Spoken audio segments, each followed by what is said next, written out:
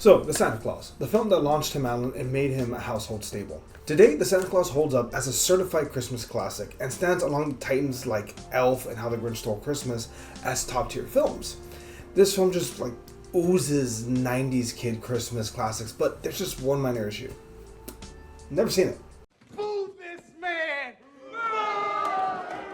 Look, I'm a sucker for any and all Christmas movies, it's just that this one was never really on my radar. I will again profess from the rooftops that I was not a Disney kid. I was more of a Nickelodeon kid, with Nick being solid number 2 and Disney having a third place, with Pixar not being considered in that. Anyways, as this is Oliver's first Christmas, I've made it a point to watch as many Christmas movies as possible, at least one a day, with him, right? To try and get him to the Christmas spirit. I know he won't remember them, but to me, it's important that we work towards instilling the magic of Christmas now. So all of this is a long-winded way of me saying that I finally saw The Santa Claus for the first time, and it's a rather novel premise, actually. Scott Calvin is a divorced dad whose son really doesn't want to spend Christmas with him, at all.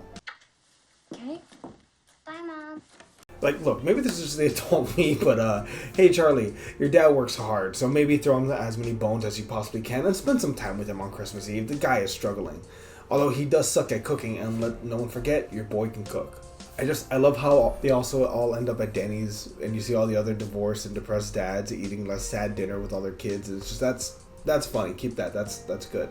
But fast forward, Scott scaring poor Santa and accidentally unaliving him? Also, quick question. What happened to Mrs. Claus? Just no one brings that up, but what happened to Mrs. Claus? So, through a series of convoluted events, Scott Calvin and his son are set to deliver presents to multiple houses while they end up back at the North Pole, where Scott kind of finds out that he's the new Santa.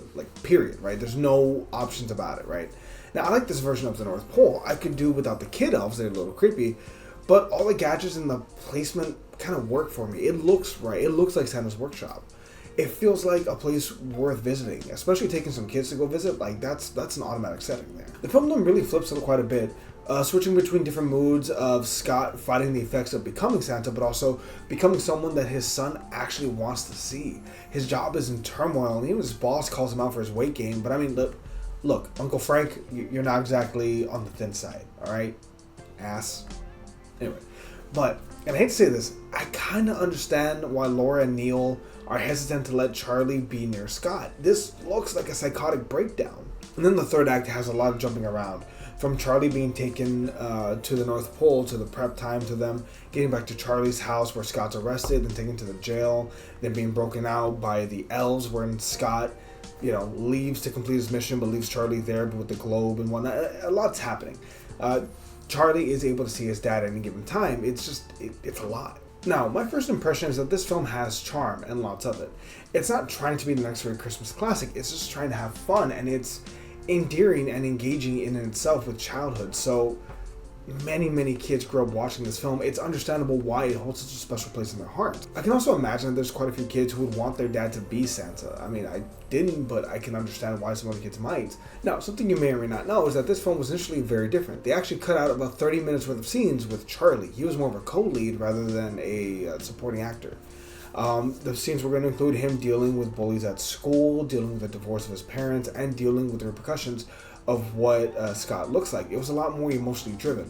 It just so happens, though, that every single time that they showed those parts in the test screenings, the movie really grind to a halt. Because if you notice, this film is pretty lean at about 97 minutes. It goes pretty quick. On the chopping block floor is basically Charlie's whole character arc. Again, here, I'm not calling him a prop, but he's very much not a character that has agency, whereas in the original cut, he did. It was also, I want to say it was a Bob Iger. It was one of them Prime executives that said, cut out any scene without Tim Allen, because without him, it doesn't work.